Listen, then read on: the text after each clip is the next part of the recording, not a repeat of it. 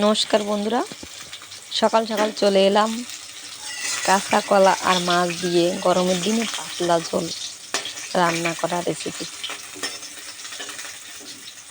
গ্রামের বাড়ি গিয়েছিলাম, পাশের বাড়ি বাসুদের ছেলে একটা মাছ দিয়েছিল, জেট থেকে ধরে নিয়ে এসেছিল, তাই কেজি মতো মাছটা হবে।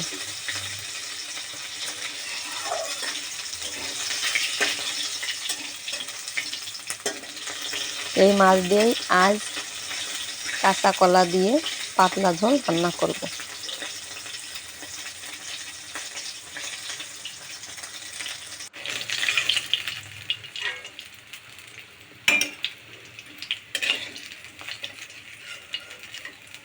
মাছগুলো ভেজে তুলে নিলাম।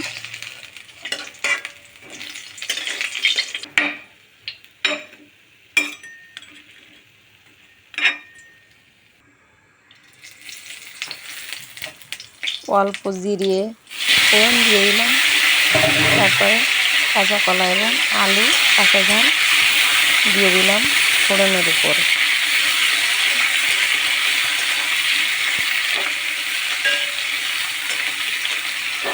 কিছু সময় নাড়তে লাগলাম, তারপর দিয়ে দিলাম পরিমাণ মতো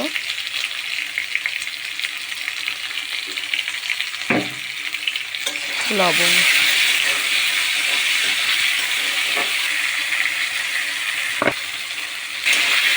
আরেকটু নাড়লাম, তারপরে দিয়ে দিলাম পরিমাণ মতো হলুদ গুঁড়ো। এবার কষাতে থাকলাম কিছু সময় কষিয়ে তারপরে জল দিয়ে দিলাম।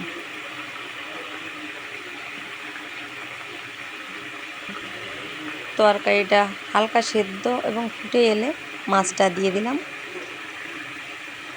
আর একটু জাল দিলাম। জাল দিয়ে পরে দেখলাম তরকারি সেদ্ধ হয়ে গেছে এবং জলটা কমে এসেছে। তারপরে দিয়ে দিলাম জিরে গুঁড়ো। জিরে গুঁড়ো আগের থেকেই আমি কৌটায় গুঁড়ো করে রেখেছিলাম।